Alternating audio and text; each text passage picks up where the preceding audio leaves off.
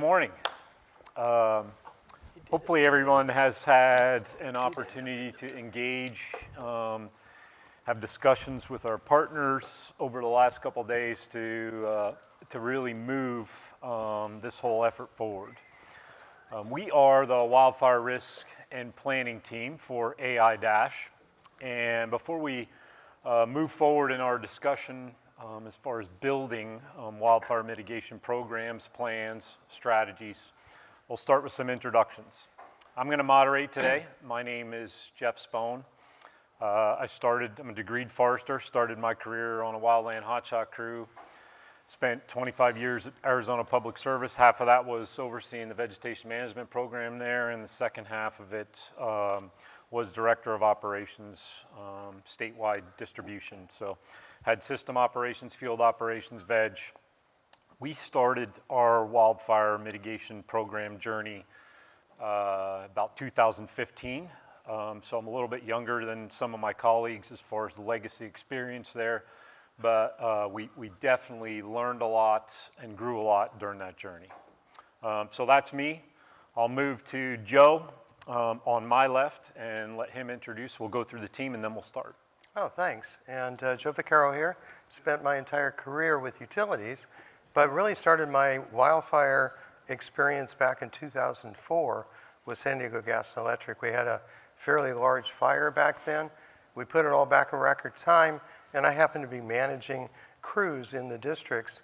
At that time, we said, let's get it together, let's put it back up. We got it back up in record time, and we said, yay, we're done with the 50-year fire, went back to work. Unfortunately, 4 years later, we had a similar fire, similar size. We put it all back up in record time again, but this time we knew we needed to do something different. I was approached by the senior VP at that point, and I remember this conversation very vividly. He came to me and he said, Joe, I want you to put a team together, and I want you to bring our fire program up to another level.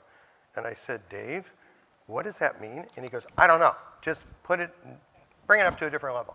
So that's kind of where we started back in 2007. Randy and Mason and I, along with a variety of other gentlemen, got together, and we really started working all aspects of fire and tried to develop, and there was some trials and trips, and we did some good stuff. We did some stuff that we probably shouldn't have done, but nobody had done it before. By 2010, I had the honor of being able to write the first wildfire mitigation plan ever. There wasn't any pro forma. Nobody had ever done it before. We filed it in 2010. And back then, a large wildfire plan was 110 pages long. The last one I had on my hands in San Diego Gas and Electric in 23 was 1,300 pages long. So the magnitude, the detail, the effort just kept growing asymptotically. But it was driven by a number of different things, and we'll talk about that more. But most of my career, in fact, I've got about 19 years worth of fire background now. I never thought I would get into fire, but I know all aspects about fire and managed a lot of the program in its entirety. After I retired, within a couple months after retiring, started getting calls from people that knew me, asked me to come and help them, opened a little LLC to start doing exactly that, and that led to Randy contacting me and saying, hey, AiDASH has got some good stuff going on. Why don't you think about it? And I ended up joining with them. And I do believe that AiDASH has got some great products, great focus, and something that I think a lot of companies could really use. So with that, I'll move it over to Randy, please. Good morning. I'm still Randy Lyle. Nothing's changed since yesterday. This whole journey for me started right out of high school. I graduated from high school in 1975. Went to work for CAL FIRE as a seasonal firefighter. I stayed there for 32 years. Retired at the rank of division chief, and I mean, that doesn't mean a whole lot in this context, except for it allowed me to do a lot of pretty cool stuff programmatically, personnel-wise, and kind of vision-wise as far as that goes.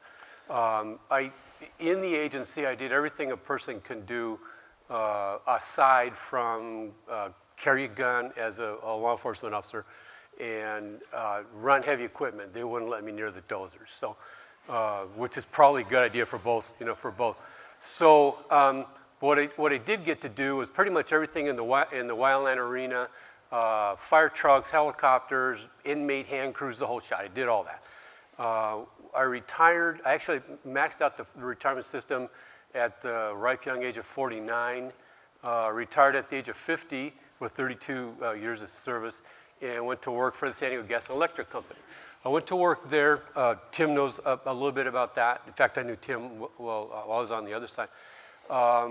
In the veg management program, and I went to work 3 weeks in front of the 07 fires. The 07 fires are very consequential in a lot of what happened, like what Joe was talking about. Mason will talk a little bit more about it, but that's kind of where a lot of what we're going to talk about today started. So I'm there for 3 weeks. I'm working veg management. I'm learning a new thing, and we have the fires, and so they knew my background, so they pulled me into become part of the fire response, let's just say. I don't mean like going to fire, but the company response to how are we not going to do this again. So after a fashion, in a manner of speaking, we had kind of a blank check. We could do whatever we wanted. And I'm not talking about they were loose with the money. It's not what I mean. But it hadn't been done before. So we got to pull stuff out of the air, give it a try. If it worked, it stuck. If it didn't work, we went on something else. So I was there for a total of 12 years. I left there in 2019, so 07 to 2019, and started a small LLC consulting, and then that was actually very successful, doing exactly what we're talking about here, and then came to work at AiDASH 14 months ago, and I would say my passions in this space are situational awareness and ignition mitigation, ignition management, and so here we are. We got to stop having me go after Randy because his. My name is Mason Withers. I was a math major at the University of California, and I joined the utility in 2006 at San Diego Gas and Electric. I was in the electric reliability department, where we did pretty good. Got SAIDI's around 60 minutes. I was in that group for quite a while. Eventually led it. And then those wildfires came along, and nobody had any idea. We didn't have a wildfire group. We didn't have anything. People had no idea how to stop ignitions. We weren't even tracking ignitions to any extent. So basically, from that point forward, we were on a small team of folks just trying to make that never happen again. My passions are in risk mapping, risk modeling. A lot of that stuff you might talk about in California, I was on the ground floor of that, either helping out build it or make sure it was built right. We were always at the regulators trying to talk about what's the right mix for utilities to do. We won some of those battles and we lost some of those battles. Randy and I made a presentation that was 110 slides long. It might be the longest in the history of the PUC at California to try to convince them how to do mapping. We won that battle, and that was called the San Diego Gas and Electric model of how to do mapping. So we've been doing mapping that was since basically 2008. We've been doing mapping. So we've been there, done that. I left about 5 years ago to help other utilities. I've helped utilities in about 22 different states. We have a listing of all the utilities of how risky we think they are from a wildfire perspective, and I've helped a majority of the top 10. Had the pleasure to do that. So anyway, that's about me. We're tired of hearing about us. We want to get into the topic, I guess, but nice to meet everybody. Yeah, so you probably figured out why I'm the moderator, and these guys are the guests. And good for them. It's a privilege to not only work with AiDASH, but to work with this team. What you just heard, we were kind of batting some things around a couple nights ago, and what you've just heard is 75 years of wildfire mitigation experience and about 150 years of utility, wildfire, and wildfire mitigation experience. So it is, I'll be boastful, it is an impressive team. And we're really doing a lot of good things supporting folks in this journey. Wildfire mitigation programs, to some of what you heard here, have essentially evolved over the course of the last 20 years. There was some organic stuff going on before that, but not in a formal, type process. And so what we'd like to do today is, I'll facilitate a discussion that kind of talks through what are some of the really good building components of that. What are some of the discussions look like that we have with utilities as we help them build their programs, and the experience that sits in front of you up here today. So, panel. talk about, here's the scene. We're entering into an engagement discussion with a new utility. We're sitting down at the table with that leadership and those folks who get that work done or who are going to oversee this program. Let's talk about what are some of the questions or what are some of the things that you're trying to figure out to help you understand what maturity level that utility is at. I'll start with Randy. Thanks for that. Yeah, I mean, one of the first things I want to know is what's documented. What are they doing right now? What's documented? Who owns it? Who at the utility owns it, right? Somebody's got to be responsible for it. Let's see. What's the goal of it, right? What's their goal? I mean, if the obtuse goal is not to have fires, okay. Well, then let's find out what's causing your fires. Where are you having your fires right now, and what's causing them? Oh, we don't really know. I mean, you don't capture that information? Well, no, not really. But you want me to come in and tell you how to fix that, right? Yeah. Okay, let's get started. So we need to find out what you're doing now, what you know, what your goal is, and agree on a good starting place. If it's my humble opinion, we're doing a balance. So as we sit up here and we talk about these things, whether we're up here talking about it with you, or we're in the first meeting at a utility, we need to understand that there are some common components on virtually any wildfire mitigation plan that you're going to see. Pulling off a shelf, pulling off a line. There's going to be a lot of commonality in there. But what you don't see in a good one is what is specific and right sized to that utility. So I try to find those I should say we because it's a we thing now. What things are common across? What are the common goals? Who's going to own it? Who's going to represent, right? And then beyond that, who's going to take each piece of that at the utility? Because I mean the VM folks are probably not going to be all that involved in the asset part, so on. So we try to get those kind of roles sorted out. I hope you. So let me jump on that if I can. And that is one of the first things I look for is what is the team internally to the utility that's overseeing this? Are they kind of doing this as a sideline job? Which frankly, that's what happened with me at San Diego Gas and Electric. I was doing engineering and transmission work at the same time I was starting to manage a fire team. And what I'm seeing is with utilities, the more mature they are, the more dedicated they have people doing this exclusively. And that takes time, doesn't happen overnight. Rarely do we walk in with somebody who doesn't have a WMP and they say, okay, here's our fire team and we've got it all set up. We have to kind of counsel and talk with folks as to what is the right size team that you need in order to oversee this entire effort. And when we get into that, that tells me how mature are they in understanding the subject, in doing the subject, and where they need to go. Mason? Yeah, I like to, well, when Randy was talking about doing the maturity assessment sort of, I like to figure out who knows what at the utility. It's one thing for the executives to have a plan, but if the field workers don't know what that plan is or they don't understand it very well, so I like to kind of figure out what are the system operators, what do they know about the plan, what do the field guys know about the plan, and that kind of tells you a lot about the maturity level. A mature organization, you'll have a very uniform message throughout the entire organization from the top all the way down to the bottom. And so the less mature organizations won't have that. So I gauge that a little bit on that. And then you kind of go from there. I'm going to say many times today, all utilities are different. And sometimes even neighboring utilities, they might look like they're very similar, very different one from another. So we like to go in with a very open mind of what's right for that utility. That makes, oh, go ahead. Yeah, we'll pile on that a little bit. This is going to be good. Can we extend the time?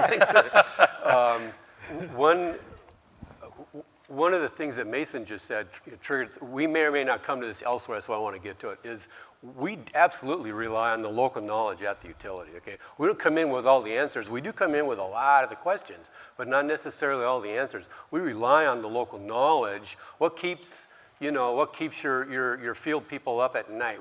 They already know where the issues are, right? Where are the bad areas at? Yeah, exactly. So So we try to uncover that. Or at some point along the process, we need to work that in. That's all I want to say. No, it's perfect because one of the questions that I always ask is, you know, we'll talk about wind being king, Randy's famous quote, but when does stuff start falling down? When do problems start happening? You know, is it this scenario? Is it that scenario? And to some of the points that my colleagues have made, you know, you get some insight into the system, into, you know, how things work. So go ahead. No, I'm good. Okay. Yeah. Oh, let me add one more thing then. Yep, you bet. And that is, when we're working with companies, we like to work very collaboratively. We hate going in and saying, this is how you do it, because it doesn't make sense to that organization. We like to be able to sit with you, understand how you do your processes, what drives you, what is your board doing to you, what is your insurance folks doing to you, how are your regulators, and we'll talk about regulation here soon. But we take all that information and work with you collaboratively, and you come out with a much more document that's fit to your needs, not just a WMP that's across the board. Does that make sense? It does. You know, Mason, you were almost there. Something that made me think about, and that is, you know, you were saying every utility is different. Let's talk about right sizing. You know, a broad base of different utilities, you know, in attendance over the last 3 days, and of course, as we work with, you know, the publicly owned, the member owned, from a co-op standpoint, the large, small, mid-size IOUs. How do we, when we go in, let's talk about how we try to figure out and dial in on a program that fits those specifics associated with utility, not just size, but those other components. So the right sizing discussion. Yeah, I think maybe we're all going to give different answers to that one, but I look at it from the risk lens. So we have a pretty good idea of where the risk is around the country. Like, I'd say a very good idea. And so do other folks. You know, there's mapping efforts that go on, and there's historical things you can look at. I like to look at where's that utility at, where have their fires been, what's their risk level, and then we try to judge, like, so what do they need, the full California package? And I kind of jokingly talking about Iowa. Iowa's got a pretty low wildfire risk, and we try to bring that into the conversation at the beginning. What elements should their program have? And it varies differently. It's not just like there's 3 sizes and we just try to fit it. And then there's the sizing, there's the size of the utility itself. So there's a whole bunch of components to that. I think we're going to talk about concentric circles. I don't want to ruin that completely, but some utilities should have, like all utilities should have some things, and then some utilities should have more things, and then a few utilities should have all these things.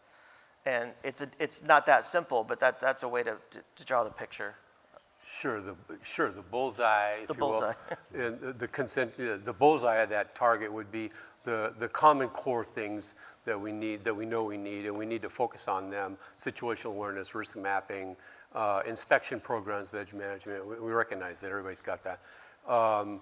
As we go out from there, maybe there are some other things that we can add to that. Maybe there are specific areas that are more important. Maybe we're dealing with some regulators that are. Maybe we're dealing with some regulations, I should say. Any regulators in the crowd this morning? Okay. Can we talk about regulators? We can't see you guys, just so you know. I can see Tim. It's bright. I can see. Okay, fair enough. He's in the dark spot. That's why. But there may be some regulations that require a little bit more out there, and that, you know, just kind of keep going out from there. But the core components are the same. But the idea being to right size and regulate. So one of the first things I learned, probably the first place I worked, not probably, the first place I worked when I left California, outside of California, when I did my first WMP, was in, I'm just going to go with another state. You guys don't care what it was. And I used the C word a few too many times. Whoa, we're not California. We don't need a California size. Okay, I get that. Okay, lesson learned. Okay, I get that. But you still have a problem that you're trying to solve, and I'm here for a reason. You called me, you know what I mean? And so that was a calibration on my own that I learned. Everybody doesn't need a California-sized approach, but there's a lot of good lessons came out of California that we can apply to your service areas. If you haven't had your fire yet, and we pray you don't, try to think forward to that time when you're not looking forward towards your fire, but you're looking back at it going, what could we have done different? That's where we're trying to get you, because we've been on the front side of that, if that makes sense. I hope it does. And let me add to all that, because all that is very important.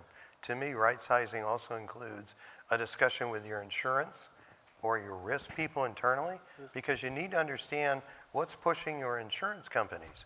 Are they starting to back out of your state because they're worried about a fire? And how can you develop a program that gives them solace that you're doing the best you can to make sure that there's no ignition occurring? In addition, you also want to look at how mature is the company, and how willing are you to go to the next 2 or 3 levels.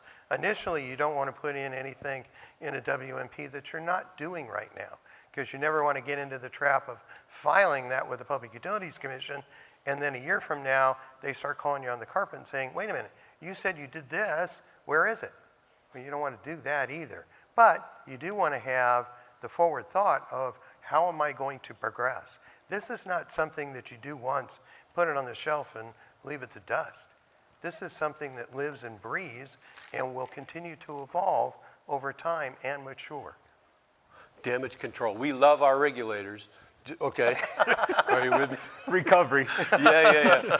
Eric's get back there that going, back. God, what's he going to say next? Since Okay. we're on that, and Joe, you touched a little bit there from a Public Utilities Commission, and from a team standpoint, you kind of run point for us in this space. The regulatory and legislative environment has been quite active, certainly over the course of the last 6 months in a few states, but in general over the course of the last 18 months. Can you talk about how we engage in those conversations, what we're trying to do ahead of time, how we're helping utilities in that regulatory and legislative certainly. space? In fact, it's pretty amazing, to me anyways, to see where California kind of started all this effort and how it spread to the Pacific Northwest. Then it jumped to Texas. Now it's going back to New Mexico. And we just heard South Dakota. South Dakota just put plans in place that require utilities to file a wildfire mitigation plan by July 1 of this year. They just enacted the language March 1. So as you can tell, this thing is marching across the country, and it's imposing kind of the will of the politicians that are getting pressure from everyday folks saying, what are the utilities doing to prevent fire? So I don't think this stops in Iowa. I think it goes to the Eastern Seaboard. I mean, we've even worked in Canada already, because the Canadians are becoming very aware of the possibility of fire. Far East Canada too, like Very, as far as you very can- far yeah. east, No as far less, as you can yeah. get there. So people are becoming much more aware, the regulators are becoming much more aware, and the legislation is really starting to snowball, which surprises the heck out of me. I didn't think it would be this quick, but it's happening. Yeah, and you guys spent a lot of time, foundationally at the commission, moving this effort forward. Let's talk about your approach to that. Yeah, to the extent that you can get in front of the regulation, that is very powerful. Regulators, what we've seen recently is some of them are kind of copying and pasting the California method or another state's method, and that may not be applicable. So to the extent that you can get in front of the regulation, that maybe it's not this team to do it, but somebody at your utility to understand what the regulators are trying for, or even go to them proactively, the more you can do workshops with them, and I know that's asking a lot, the better you'll be. I think we found that in some times in life, you don't want to be the lead dog, because what do they say? The pioneers get the arrows and the settlers get the land or something, but maybe that's not politically correct anymore. But sometimes you don't want to be the lead dog. Yeah. Other times, though, if the others are the lead dog, then you kind of have to do whatever they came up with. So to try to be as involved in that regulatory process as much as possible. And even after the first round of a regulatory proceeding, you can help modify that for the second round to make it better for everybody. I actually saw proposed regulatory language from a state, let's say east of here, they all are, remember where you are, that was cut and paste that included place names and numbers from California, plunk down into another place. I don't know, LA moved, or, you know what I mean? So you do have to be in front, and you have to be on top of that, and it really does make sense to be able to help set the tone, so to speak. But I think what's happening from the regulator's standpoint is they're getting pushed from the politician through the legislation that drips down to the Public Utilities Commission, and unfortunately it lands on the actual workers within the Public Utilities Commission. So they're going to get a flood, like in Texas. They're going to get a flood of over 100 WMPs under which they're going to have to view, review, and either approve or not in the next year. So in my opinion, probably the first foray is going to be a checklist. Do they have this? Yes. Do they have this? Yes. Okay, that one's done. Next one. Because they're just going to be overwhelmed with data and with new WMPs. But as they mature, as they start figuring out more of this, they're going to start pushing more and more on the utilities. So again, this is not a one shot and done deal. This is something that will live on for a while. So kind of get used to it. It's going to be here for as long as I can think. The checklist, Joe, yeah, Joe brings a good point. The checklist is easy for one, it's convenient for another, and there's a ton of peer pressure. Oh, good, we got to do what they did.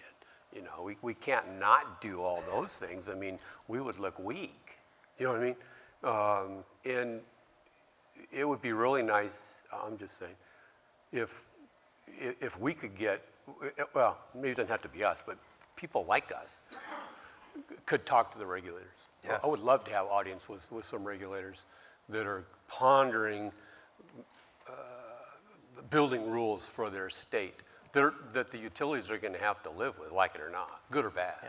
Well, and I think too that what they're coming up with and what they're driving utilities to do, it's going to cost money. I'll be honest with you, it's going to cost bucks. So how are you, the utilities, going to be able to fund that? Is it through rate cases? Is it through your boards dealing with your customers? You know, you need to start thinking about how do you start funding the directives that are coming down through the legislators. You know, Randy, you brought up a good point, because I feel like that some of that pressure the legislators are grabbing as well. You know, from a commission, hey, there's this commission to the west, the eastern states legislation starts grabbing that, and from a pressure standpoint too. Let's go back to our original kind of scenario where you're having these discussions with utilities as we're building their program. So maybe we're a little bit further into the process. Question is, where do you feel like utilities, as they're building their programs, maybe have a mindset where they underestimate certain things? Like, what do you see that is tough for them to recognize, or culturally they're just not in that space yet? Anybody want to take the lead on that one? Well, sure, I'll throw out silos. What we found initially at San Diego, great information, lots of great work going on, but transmission didn't talk to distribution, that didn't talk to operations, there was no commonality of goal. And Wildfire kind of brings that together if you do it right and if you get the buy-in from the different organizations. There's tremendous amounts of great work being done, but being done so that everybody understands a common goal is not being done, and it has to be worked on. Guys? Yeah, it's a good question. I think one of the things is the consequences of their first fire. I kind of diluted that a little bit ago. Utilities that haven't been through it really don't have a good sense of what it's going to cost them monetarily, reputationally, with their peers, with their regulators, with their insurers, certainly with their customers. So it's easy to underestimate the impacts that your first consequential fire is going to be. It doesn't have to be a couple 300,000 acres. If you are the cause of a fire that heaven forbid kills a couple of people, that should impact, send ripples through the utility. And it doesn't take that big of a fire. It doesn't have to be that big of a deal. I mean, there's tons of things. We could talk about this one until the cows come home, but that's my 2 cents on that. I'm going to do an underestimate, and I want to do an overestimate. For you, anything. So I think the underestimate is the communications to the customers and internally, but mostly to the customers. That's huge. A lot of utilities focus on the engineering and the operations of their plan, and they leave out the customer aspect, thinking that, well, we'll handle that later. If you have a really good plan and you screw up the communications to the customers, it's not going to look like a really good plan. And if you have a not that great plan, but you communicate it really well to the customers, it's going to look like a really good plan. So I think a lot of utilities underestimate that part. On the overestimate part, in an ideal world, when they call us in or people like us in to say, can you help us build a program, we don't want them to put a limit on what we're looking at, but some do. Some have already overestimated how difficult it would be to do X, Y, Z mitigations. And they almost kind of like, can you not think about those for us? And I don't really like that, because I think some utilities think that PSPS, for example, is such a difficult thing that it will never work in your service utility. But we've built PSPS programs just about everywhere, and yeah, you can do it. And it's not going to be as onerous as you might think. So we would like utilities not to sort of prejudge how difficult something would be by overestimating its difficulty and then just scratching it off the list before we even get a chance to talk about it. Yeah, Does that make sense? I'm glad you brought that up, Mason, because with PSPS, when we originally started doing it, we had huge pushback from the community, just enormous pushback. But as we worked with the community, did a lot of outreach with the community, we convinced them that it's much better to do a PSPS in a very tragic wind situation than not being able to come back to your house. And little by little, we won people over to the point where now they get it, they understand where they need to go, they understand what kind of precautions they need to take, and it's working out pretty well. Initially, it's going to be tough. Agreed. Good insight.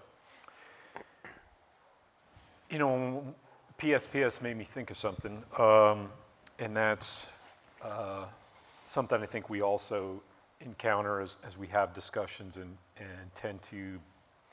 it tends to provide insight into maturity.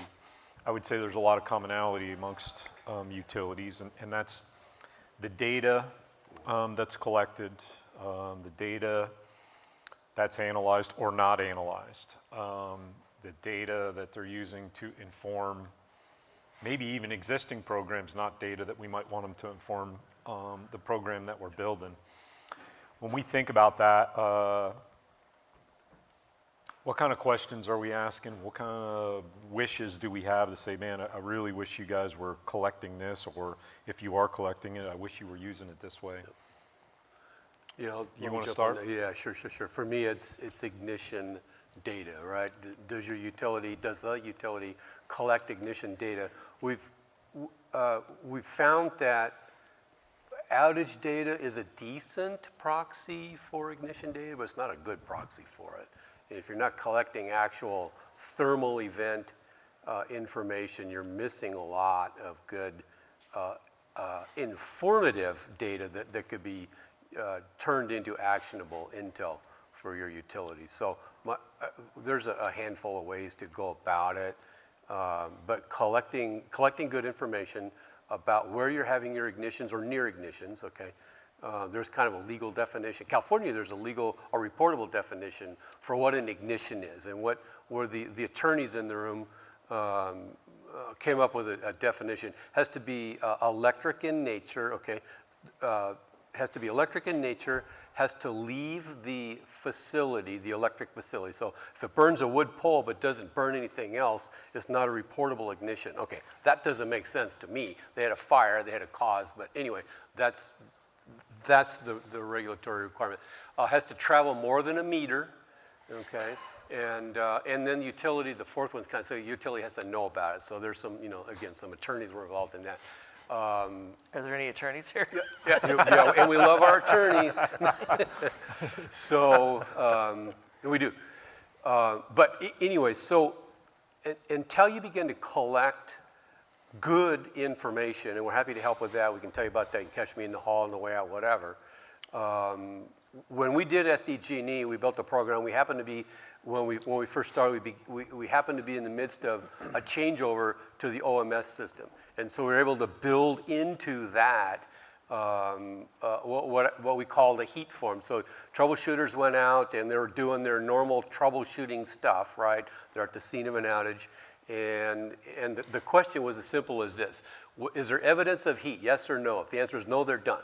If the answer was yes, the next question was it vegetation, equipment, or other? Let's go with vegetation, equipment, or other. Yeah. And they chose one of those, and then one more, and they're done. 60 seconds, right? No hard work here going on. If it was vegetation, a couple, 3 questions about that. If it was equipment, a couple, 3 questions about that. You get the idea. Then all that goes into a database. Well, what we did with that was that then got sent morning by morning to a distribution list of people that at the utility that wanted to see it and had an interest in it. And by doing that, by answering those little bit of questions, and a lot of it was tied then back to the outage, right? So that gave us a location, it gave us an outage ID, gave us the kind of equipment that was involved, and so forth. We were able to marry all that up and send a report out. We found out right away that we were having thermal events on a certain class of asset that we had no idea we were having trouble with. And yet these are potential catastrophic fires. Wrong place, wrong day. So okay, I'll get off my soap. That's the idea, though. That's kind of information that I think is super useful. I know there's lots of other, but. Mason? Well, I'm so old that I was been doing data science before it was even called data science. That's like a new thing. Everybody's a data scientist nowadays. I was doing that for a while. And I'm gonna say, I think we're offending the regulators, the lawyers, and the data scientists. Engineers and There's a lot of data scientists who came out of school and they know how to do numbers around, but they don't have an intuition on how utilities work, or they don't have an intuition on wildfire. So I'm an advocate of, you can have all the data you want, but if you're not using it the right way, and you're not thinking about it the right way, you're gonna make a lot of bad decisions. So kind of like other things I said, I'd rather have some okay data and really good assessment of that data than I would have really good data and just use it really poorly.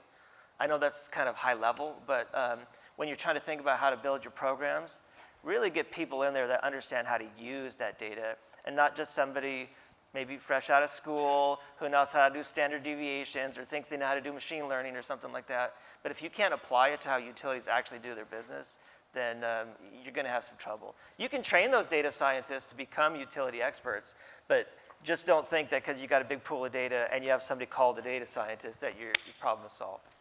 I hope that makes sense. Let's see how many people we can offend during the one talk. Yeah. engineers. Are there any executives in the room? That's a We next love question. our executives. We're going after you guys on the next question. All right, let me kind of talk about data holistically, because this has kind of been near and dear to my heart based on the last 3 years I worked for SDG&E. Data holistically. Utilities are data rich. There's data all over the place. Problem is, it's not data well organized. That's a big factor. You have little silos of people keeping SAS databases on particular things, and you have people doing spreadsheets on their own personal computer. It's all over the map. Yeah. Now, the last 3 years I worked for SDG&E, I was approached and asked, can we get the data better useful for us? So we put together a measures and metrics area that essentially looked at all the sources of data across the board: transmission, distribution, customer service, vegetation. We put it all together. And we were able to electronically grab those pieces of information every week and put them into a central location. And what did that do? It gave us the ability to look at the trends, look at the availability of that data, and it drove accountability in a huge way. It also quieted down the executives. I'm going to pick on the executives. Here we go. It quieted down the executives because instead of an executive calling one project manager on Monday saying, hey, where's the project? And then another executive calling the same poor guy on Thursday, where's the project? And of course he gave 2 different answers, right? One was on Monday, one was on Thursday. So now the executives talk and say, wait a minute, that's not the right answer, this is. Well, we did away with all that by taking all the information, centralizing it and getting people to focus in on this is the real number. Every week it was updated. We even built a little phone app for them so they could call it in the middle of nowhere, anywhere in the world, and they could find out where were we on a particular project, how many dollars have we spent, what was the communication plans for customers. This took 3 years to develop, but after 3 years of working on it, and I don't see Justin, I can't see him, oh, there he is. There he is. Good I timing. gave Justin the list of 53 metrics that we were able to garner from all this information, and now it drives accountability, it drives decision making, it's very valuable data on which to develop. So enough on the soapbox. Yeah. Oh, I'm sorry, go ahead. No, I was just going to say, I just saw Abhishek walk in, so now we can start talking about executives. Oh, there we Okay, go. very good. Yep. No, go Good ahead. deal. I was just going to say, I can remember being asked by an executive at one point, well, how many ignitions do we have this year so far? Say, well, it's not that simple. What do you mean it's not that simple? It's just a number. Well, how do you define an ignition? You know what I'm saying? So it is important. Words matter, as we know, and we say it. And we're kind of having fun up here and all. But the words do matter, and of course the numbers matter too. And when it's time to get serious, we get serious. But Randy, you hit on one word that just keyed it in my brain, and that's the word definition. yeah, oh sure. Be very careful with the definitions of that data stream. Yeah. And I'll give you a for instance as to why. We were measuring wire downs as wires that actually hit the ground. And then somewhere along the line, an engineer decided, no, a wire down is not when it hits the ground, it's when it releases from its mooring point. So when it jumped off of an insulator because of a broken tie down or something like that, it was counted as a wire down now. So the numbers went from the tens to hundreds overnight. And as you can imagine, the executives were pretty concerned with seeing those numbers. Well, you've got to make sure that the numbers that you're carrying have the right definition, and the definition follows those numbers. You can always change it, but just make sure that the definition goes with the new number stream. Yeah, thanks. Yeah, so we kind of been banging on the executive leadership, and one of the things that I did want to discuss, because as we work with utilities and have discussions and build programs and strategies, there, a component of that exercise that we go through is sitting down with executive leadership at some point in time and talking through these. And Mason, I'm a big fan of how you do this, so I'm going to let you kick this one off, but talk our audience through, what kind of counsel we provide, what those discussions look like, because they are a little bit different. They view the world in a little bit different way. They may not have the same, to Joe's point, level of information. Certainly, their responsibilities and accountabilities are different than the people who actually, are doing the work and get it done. So go ahead, all yours. Yeah, so I don't know executives all that well. I never was an executive, but we do, I was in risk management, and we do know that they have maybe wider things to think about. They're trying to balance rates. They're trying to balance their relationship with their regulators and the community. They're trying to balance reliability and wildfire risk. And so we like to go in there and try to show that we're not just focused on the wildfire piece of life. We understand that everything is a trade-off. Obviously, if you had enough money in the world and enough workers to do it, you could fix a lot of problems. So we don't just go in and say, hey, you should go spend $5 trillion undergrounding your system. So we make it very clear to them that we understand what are those things that are going to be good for the company, so the executives can listen to that. So we exhibit that in different ways where we show we have that understanding. But rate pressure is everywhere. I'll say, maybe I'm making fun of the rates people now, but in California, where I live, I do have solar, so I don't have to pay that high of rates because of my situation, but it's like 50 cents a kilowatt hour. I saw that. In some parts of the country, it's 10 cents a kilowatt hour, and we hear about rate pressures from those folks talking about it going to 11. So we just have to take all that into account. Rates are very important. And then there's reliability. A lot of wildfire work improves reliability. Yeah. So we try to get synergies there, win-wins. Some wildfire work hurts reliability when you turn off your reclosers and you're talking about PSPS. So we try to make it very clear to the executives that, been there, done that. We understand that's the thoughts that you guys have, and we try to come up with ways to where we can bring all that together, measure it in a way and say, look, for you, this is a package which we think is rate sensitive, it's reliability sensitive, and it's wildfire risk sensitive. I think I'll stop there. Yeah. No, it's excellent. And we're kind of a good advocate between, again, the folks that are actually, going to execute to this plan and to the discussion and the sensitivity and the thoughtfulness that goes by into those discussions at the executive level too. So I think we're very seasoned in communicating on all levels from our experience, that we've had over the years. I think one of the messages I want to bring to the table, though, is the difference between safety or ignitions and reliability. I mean, utilities for decades has always been focused on reliability. Keep the lights on. Keep the lights on no matter what. You talk to any troubleshooter, you ask them what their job is. Keep the lights on. Well, with a fire situation, it changes. Because not only have you got potential for ignitions, but now you're considering PSPS or turning the lights off actively. So that has to trickle down from the top all the way through the ranks to be able to better understand what is your place during a wildfire event. Mesa, a question for you, not a trick. Hey, I asked the questions around. Okay, would you ask Mason when we did our first PSPS? No, I'm serious. What year was, I've kind of lost that number. That was like what year did we do 13. our first PSPS in St. Julie? Well, we were ready to do a PSPS in 2008. Okay. The weather did not hit that level where we didn't pull the trigger, Yeah. but we would have done it in 2008. Okay, but when did we do our first one? The first actual one? Yeah, It was Okay. 13. It was 12 or 13. 12 or somewhere 13, in there. okay, so that's, And there was a period in there Let's where we see. were told we couldn't do one. Yeah. right. Yeah. So it's 2026, 12 or 13, it's about 14 years, give or take, right?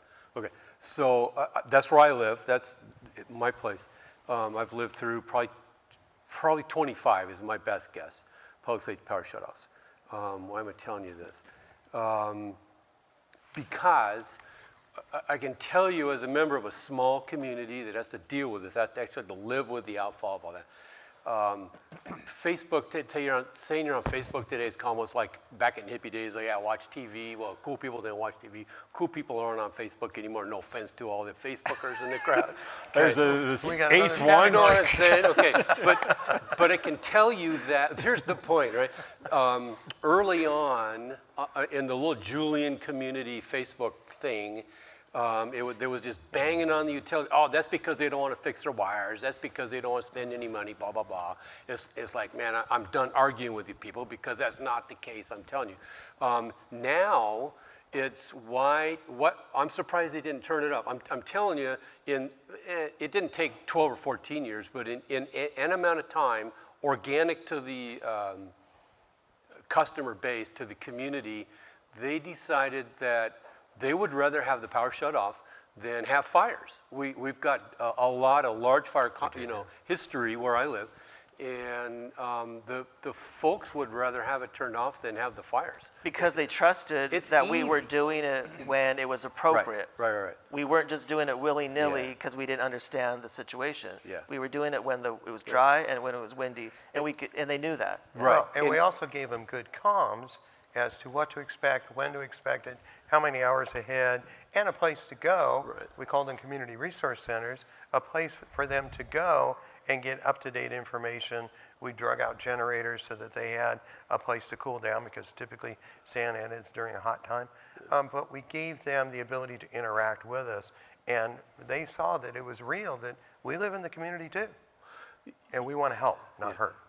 That whole ball will actually just kind of hinge on communications. I know we kind of talked about talking about that, and we talked about it a little bit, but communications are just so key to, if you want to have a successful PSPS program, you really do have to communicate it right, and that's a continual thing.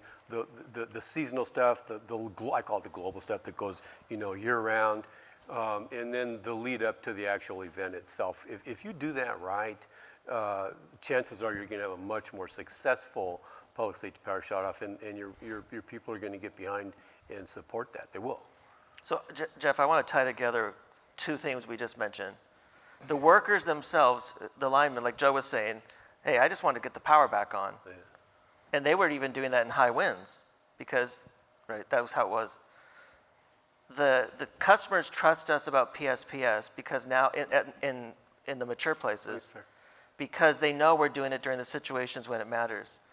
The troubleshooters, exact same way. They now understand during these few days out of the year, reliability is no longer king, wildfire safety is king. If we just threw that at them willy-nilly and we said, you know, in random, if they went out there and it was calm and there's like, why would I be not restoring the power if it's completely calm and there's green vegetation everywhere? They'd hate us. But because you build a program around your, hey, wildfire is only king when it's really dry and really windy. And so it's both the communications with the customer and internally. Yep, that understanding is key. Yep. To be able to teach the lineman a different way of thought. Yep. But I also want to mention, and I'm going to segue off a little bit on this, because we've hit it pretty hard. Yeah, sorry. But you asked about what you talk about with senior leadership. The other thing I like to talk about is this is a marathon, not a sprint. You're not going to get it done in 2 or 3 months, and you're going to be able to set it aside. This thing is going to be something that you're going to live with, and you're going to have to live with for a very long time.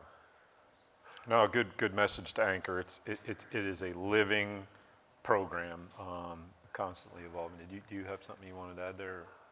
Well, Joe touched on the notion of fire safe culture. You know, you guys have probably heard that. Has anybody not heard the notion of fire safe culture? I mean, seriously, you know. Fire safe culture? Fire safe culture, everybody. Everybody has a sense of what that might mean at a utility. I hope it's pretty self-explanatory.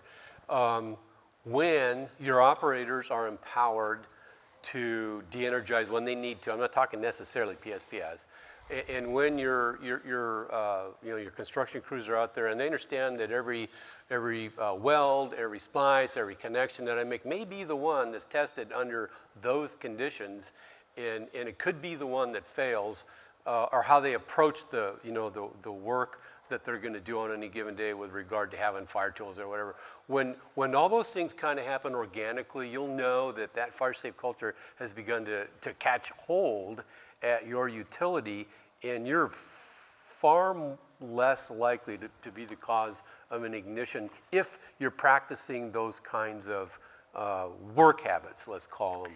Yeah. And again, I just, to keep that notion of a fire safe culture at the foremost, because if you've had your fire, it's been introduced and you're starting down that path, however far you get or are right now. If you haven't had your fire, you can still embark on your fire safe culture journey better that way than the other. I guess that's my point. Yeah, and it's something we incorporate into our plans when we help you. Yeah. And the other thing that made me think is we've been part of building PSPS programs in several utilities. It's been super rewarding to help utilities through that process, because it's not to Mason's point, I think we tend to overestimate how hard it's going to be, but if you're methodical and thoughtful and have some support, it can definitely be a lot less cumbersome. So we kicked off that whole discussion from an executive standpoint. Sometimes an additional discussion that we'll have with executive or director level leadership is that capital investment, long-term planning discussion, and we work pretty hard to try to incorporate scalable. So what you're able to do, some of those plans that support the wildfire mitigation program strategically, again, a little bit longer term, to Mason's point, a lot of times they complement the reliability component too. Who wants to kick off, kind of how we go after that and what those discussions look like? Well, certainly you've got a capital program, and typically for utilities, capital means reliability, and now you got to factor into that the whole notion of what are you doing for fire. So you may have two projects equal in cost. One is totally geared towards fire, and one of them's geared totally towards reliability. And I think the notion years ago, maybe decades ago, has always been for the utility to increase the reliability rather than looking at fire. And that discussion has to occur now, where you need to think about perhaps fire first, and it's going to make your reliability suffer a little bit, and that's just part of being fire aware. So I'll add quickly. I think we have 4 minutes left on our talk here. 3:59. As we were talking about earlier, we have a good idea of where the risks are. If you're in a bright red area, you can spend a lot on your capital and you can justify it for the reasons that we said earlier. There's a cost benefit. You're buying down your risk. Well, if you have a lot of risk, it's kind of easier to justify that. If you're in a kind of a green area, it's pretty hard to do capital. So we like to have those conversations. If you're in a more green area on the wildfire risk map, you can marry together projects that have wildfire and reliability together, and so you can make cases for that. Some utilities just can't really justify capital expenses, whether that be undergrounding or using tree wire or replacing poles specifically for that. So it's a very case-by-case basis. I'm not telling people not to do work, but don't get the idea because we're undergrounding in California that it means you should be undergrounding in upstate New York, for example. It's just very case-by-case basis. And we have tools, we have risk models that help to show you this is the benefit you get for doing that type of capital mitigation here versus over here. And you can take those cost benefits to the regulators, to whoever it happens to be, to justification for those. But yeah, it's very diverse across the service territory. Even within California, there's service utilities that don't have as much. Even within California, it's very different. So yeah. All right, last question. This is the Rocky Five. Everybody leaves running out of here. Ready. We're not running out. David's ready gonna talk. to work with us. Yeah. David's going to talk. Okay, so you're super excited. You can't wait You to have to get run through up like this, David. All right. So overarching theme, prevention first. How do we tie that to how we support AiDASH's mission, our utilities that we work with? How do we tie that to how we support their missions?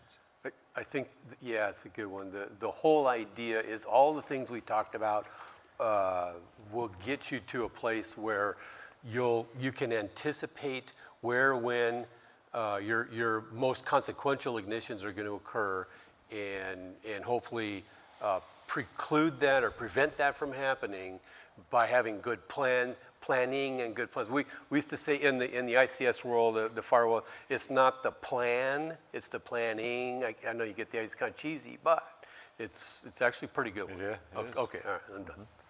Yeah, when I think about prevention first, I want to be on the right side of the ignition, not on the left side. Left side meaning the ignition happened and the fire's going. I want to be on the right side saying, hey, we did all this good stuff and we don't have to worry about an ignition. Great. Mason?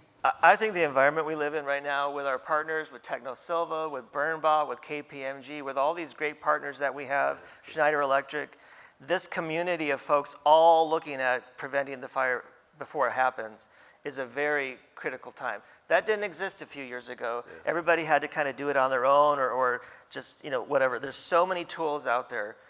So definitely don't want to start the fire because after it starts, it's very difficult to put out. So all those utilities that are and companies that are part of our partnership, very valuable. And it's exciting to be in this time.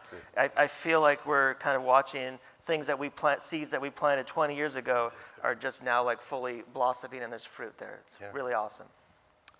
So we thank you, certainly appreciate it. Love to visit with you and talk through this some more. Please enjoy, travel safe. I see David inching closer. So again, thanks, appreciate it. Have a great weekend. Thank you, everyone.